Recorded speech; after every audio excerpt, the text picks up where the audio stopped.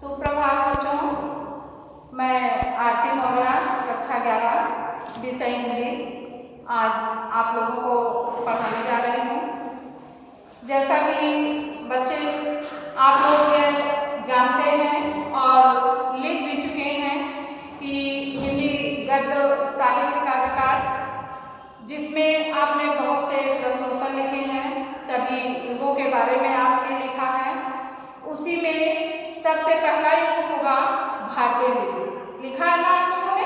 हाँ, तो भारतीय युग से जुड़े हुए ये लेखक हैं भारतेंदु हरिश्चंद्र। इन्हीं के नाम पर भारतेंदु युग हुआ है।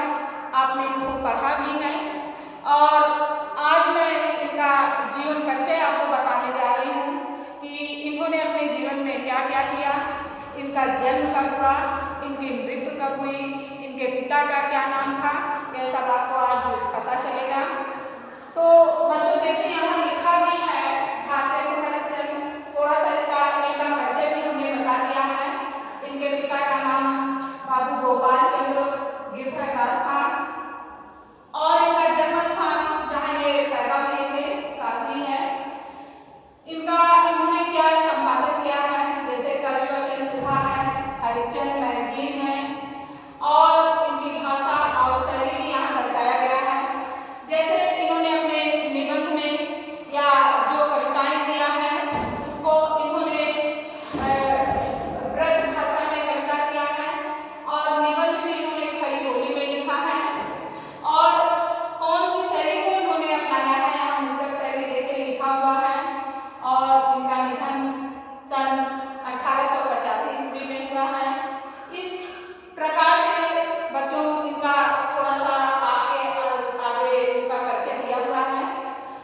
अब मैं इनके बारे में आपको बताने जा रही हूँ और भी, जैसे युग प्रवर्तक, साहित्यकार एवं असाधारण प्रतिभा संपन्न भारतेंदु हरिश्चंद्र का जन्म सन 1850 ईस्वी में कहाँ हुआ था? यहाँ लिखा हुआ है काशी में। इनका जन्म बच्चों कहाँ हुआ था? काशी में। और इनके पिता का क्या नाम है, जो कि यहाँ पर लिखा हुआ है? इनके पिता का नाम देखिए बाबू गोपाल चंद्र गिरधरदास था। और ये भारतेंदु हरिश्चंद्र बाल्यकाल से ही मात्र 10 वर्ष की अवस्था में ही इनके ये माता पिता के सुख से वंचित हो गए थे। सुख से वंचित होना मतलब माने 10 वर्ष की अवस्था में ही इनके माता पिता की मृत्यु हो गई थी। जब ये 10 वर्ष के थे तभी इनके माता पिता स्वर्ग सिधार गए। भारतेंदु हरिश्चंद्र की आरंभिक शिक्षा माने जो शुरुआत की शिक्षा थी वह घर पर ही हुई, जहाँ इन्होंने हिंदी, उर्दू, बंगला एवं अंग्रेजी भाषा तथा साहित्य का अध्ययन किया। अब आप लोग सोचिए कि घर पर ही इन्होंने हिंदी, उर्दू, बंगला और अंग्रेजी भाषा तथा और भी साहित्य का इन्होंने अध्ययन किया। और इसके पश्चात माने इसके बाद इन्होंने प्रिंस कॉलेज में प्रवेश लिया, किंतु काव्य रचना में रुचि न होने के किंतु काव्य रचना में इनकी रुचि होने के कारण इनका मन अध्ययन में नहीं लगा, माने इनका मन पढ़ाई में नहीं लगा। काव्य रचना समझ रहे हैं, माने कविता करने में इनकी रुचि थी, तो इनका मन पढ़ाई में नहीं लगा और परिणाम स्वरूप इन्होंने शीघ्र ही कॉलेज छोड़ दिया। और काव्य रचना के अतिरिक्त इनकी रुचि जो है यात्राओं में भी थी। यात्रा करना भी उनको बहुत अच्छा लगता था और अवकाश के समय, अवकाश माने छुट्टी के समय, ये विभिन्न स्थानों पर क्या करते थे? यात्रा किया करते थे। जब छुट्टी इनके पास रहता था तो ये अनेक स्थानों पर जाया करते थे। और इस प्रकार से भारतेंदु हरिश्चंद्र बहुत ही उदार और दानी पुरुष थे और अपनी उदारता के कारण शीघ्र ही इनकी आर्थिक दशा अत्यंत शोचनीय हो गई, अत्यंत दयनीय हो गई और ये ऋणग्रस्त हो गए। ऋणग्रस्त माने बहुत उधार लेने लगे लोगों से। इनके पास पैसे नहीं थे, तो ये लोगों से उधार लेने लगे, इसलिए कहा गया कि ये ऋणग्रस्त हो गए। और ऋणग्रस्तता के समय ही, माने जब ये उधार ले रहे थे उसी समय ही ये क्षय रोग माने टीबी रोग के शिकार भी हो गए, अर्थात इन्हें टीबी हो गया। और इन्होंने इस रोग से मुक्त होने का, माने इस रोग से छुटकारा पाने का हर संभव प्रयास किया, हर संभव उपाय किया, किंतु मुक्त ना हो सके, अर्थात इस रोग से उनको मुक्ति नहीं मिली।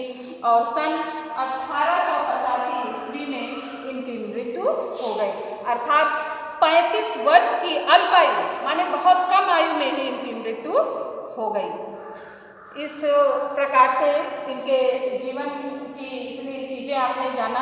अब इनका साहित्यिक परिचय भी जानिए कि इन्होंने 35 वर्ष की आयु में इन्होंने क्या क्या किया। माने बालकाल से ही अनेक रचनाएं करने लगे। अपनी काव्य रचनाओं में इन्होंने ब्रज भाषा का प्रयोग किया। जो कविताएं उन्होंने लिखी वह किस भाषा में लिखी? ब्रज भाषा में। और इस प्रकार से कुछ ही समय के पश्चात, माने कुछ ही समय के पश्चात माने बाद में, कुछ ही समय के बाद इनका ध्यान हिंदी गद्य की ओर आकृष्ट हुआ माने हिंदी गद्य की ओर इनका ध्यान खींचा। और उसके बाद इन्होंने हिंदी गद्य की जब इनका ध्यान खींचा, उस समय हिंदी गद्य की कोई निश्चित भाषा नहीं थी। विभिन्न रचनाकार गद्य के विभिन्न रूपों को अपनाए हुए थे। जो अनेक प्रकार के रचनाकार थे, रचनाएं करते थे, वह अनेक रूपों में उसको अपनाए हुए थे। तो भारतेंदु जी का जो ध्यान है इस अभाव की ओर आकृष्ट हुआ। उनको ये कमी लगी कि कोई निश्चित भाषा नहीं है, उनका ध्यान उस ओर खींचा और इसीलिए उन्होंने बंगला गद्य साहित्य विकसित अवस्था में किया। और इस प्रकार भारतेंदु जी ने बंगला के नाटक विद्या सुंदर का हिंदी में अनुवाद किया और सामान्य बोलचाल के शब्दों का प्रयोग करके भाषा के नवीन रूप का बीजारोपण किया। बीजारोपण माने भाषा का एक नवीन रूप की शुरुआत की। और इस प्रकार सन 1868 ईस्वी में भारतेंदु जी ने कवि वचन सुधा नामक पत्रिका का संपादन किया। और इसके 5 वर्ष के उपरांत, माने 5 वर्ष के बाद सन 1873 ईस्वी में इन्होंने दूसरी पत्रिका हरिश्चंद्र मैगजीन का संपादन प्रारंभ किया। बेटा, पहली पत्रिका इनकी कौन सी थी? कवि वचन सुधा। और दूसरा क्या है? हरिश्चंद्र मैगजीन। इस प्रकार से 8 अंकों के बाद इस पत्रिका का नाम हरिश्चंद्र चंद्रिका हो गया। अब आप इनकी कृतियों को थोड़ा जानिए, माने इनकी रचनाएं क्या हैं। इन्होंने नाटक, निबंध संग्रह, यात्रा वृतांत और जीवनियाँ अनेक प्रकार की रचनाएं की हैं। जैसे इनके कुछ निबंध हैं, 2 प्रकार के हैं। एक तो है मौलिक निबंध और दूसरा अनुदित निबंध। मौलिक निबंध में सत्य हरिश्चंद्र, नील देवी, श्री चंद्रावली, भारत दुर्दशा, अंधेर नगरी, वैदिक हिंसा ना भवती, सती प्रताप तथा प्रेम जोगनी, जो इनके मौलिक निबंध हैं। इस प्रकार बेटा दूसरा है इनका अनुदित, ये नाटक है, निबंध नहीं है। और दूसरा है अनुदित नाटक, जैसे मुद्रा राक्षस, रत्नावली, भारत जननी, विद्या सुंदर, कर्पूर मंजरी आदि। इसी प्रकार से इनके ये नाटक हैं। कुछ निबंध संग्रह भी हैं, जैसे सुलोचना, परिहास वंचक, दिल्ली दरबार दर्पण आदि ये इनके निबंध हैं। इतिहास भी है, जैसे कश्मीर सुषमा, महाराष्ट्र देश का इतिहास, अग्रवालों की उत्पत्ति। और भी इनकी कृतियां हैं, जैसे यात्रा वृतांत। यात्रा वृतांत मतलब यात्रा माने घूमने जाना और वृतांत माने उसका वर्णन करना, जो आप घूमने गए, देखने गए, उसके बारे में सुनाना। तो सरयू पार की यात्रा, लखनऊ की यात्रा उन्होंने की है, जिसको उन्होंने दर्शाया है। और कुछ जीवनियाँ हैं, जैसे सूरदास की जीवनी, जयदेव, महात्मा मोहम्मद आदि जीवनी भी हैं। इस प्रकार से इन्होंने अनेक प्रकार की रचनाएं की हैं। अब आप इनके भाषा पर आइए कि इन्होंने किस भाषा का प्रयोग किया है। तो भारतेंदु जी से पूर्व हिंदी भाषा का स्वरूप स्थिर नहीं था कि कोई एक निश्चित हो कि यही भाषा है। तो भारतेंदु जी ने हिंदी भाषा को स्थायित्व प्रदान किया, एक स्थायी रूप दिया हिंदी भाषा को, और उन्होंने इसे जन सामान्य की भाषा बनाने के लिए इसमें प्रचलित तद्भव एवं लोक भाषा के शब्दों का यथासंभव प्रयोग किया, और इस प्रकार से उर्दू फारसी के प्रचलित शब्दों को भी इन्होंने इसमें स्थान दिया। इन्होंने अपनी भाषाओं में मुहावरों का भी प्रयोग किया, और इस प्रकार भारतेंदु जी के प्रयासों से हिंदी भाषा सरल, सुबोध और लोकप्रिय होती चली गई। बच्चों, हिंदी भाषा जो आप पढ़ रहे हैं इसमें भारतेंदु जी का बहुत बड़ा योगदान है, जिसे आप आज इतनी आसानी से पढ़ ले रहे हैं। बहुत ही सरल लग रहा है, बड़ा ही सुबोध है, इसकी लोकप्रियता बहुत है। इसकी किसके कारण है? भारतेंदु हरिश्चंद्र के कारण। अब आप देखिए कि शैली, इन्होंने किसकी शैली को अपनाया है। जैसे वर्णात्मक शैली है, विचारात्मक शैली है, विवरणात्मक शैली है, भावात्मक शैली है, व्यंग्यात्मक शैली है, हास्य शैली है, आदि शैलियों को इन्होंने अपनी भाषा में प्रयोग किया है। अब जैसे वर्णात्मक शैली है, आप सोच रहे होंगे कि वर्णात्मक शैली होता क्या है। अब जानिए कि अपने वर्णन प्रधान निबंधों, माने वर्णन करना किसी चीज का प्रधान निबंधों एवं इतिहास ग्रंथों में भारतेंदु जी ने वर्णात्मक शैली का प्रयोग किया है। जैसे वाक्यों, मुहावरों से युक्त उनकी वर्णात्मक शैली की अपनी एक अलग ही मौलिकता है, अपनी एक अलग ही पहचान है। अब आता है दूसरा, विवरणात्मक शैली, माने विवरण, किसी चीज का विवरण देना। वह क्या हो गया? विवरणात्मक शैली हो गया। जैसे भारतेंदु हरिश्चंद्र ने अपने यात्रा संस्मरणों में विवरणात्मक शैली का भी प्रयोग किया है। जो उन्होंने यात्राएं की है उसका विवरण उन्होंने बहुत अच्छे से दिया है। और अगली शैली आ गई विचारात्मक शैली। विचारात्मक शैली, जैसे आप इसके बाद आप इनका निबंध पढ़ेंगे, भारतवर्षोन्नति कैसे हो सकती है, अर्थात भारतवर्ष की उन्नति हम कैसे कर सकते हैं उसके बारे में इन्होंने बहुत अच्छे विचार अपने दिए हैं, जिसे आप आगे पढ़ेंगे। इस प्रकार से इसलिए इनका इसमें विवरणात्मक विचारात्मक शैली का परिचय उसमें मिलता है, उस पाठ में जब आप आगे पढ़ेंगे। अब अगला है भावात्मक शैली। अब भावात्मक शैली क्या है?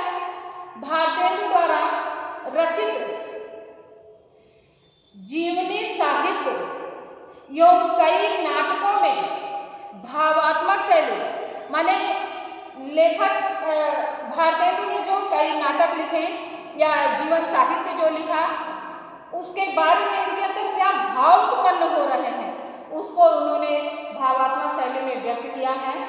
अगली शैली आपको मिलेगी व्यंग्यात्मक शैली। अब ये देखिए कि व्यंग्यात्मक शैली क्या, व्यंग माने आप जानते होंगे कि किसी के ऊपर व्यंग करना।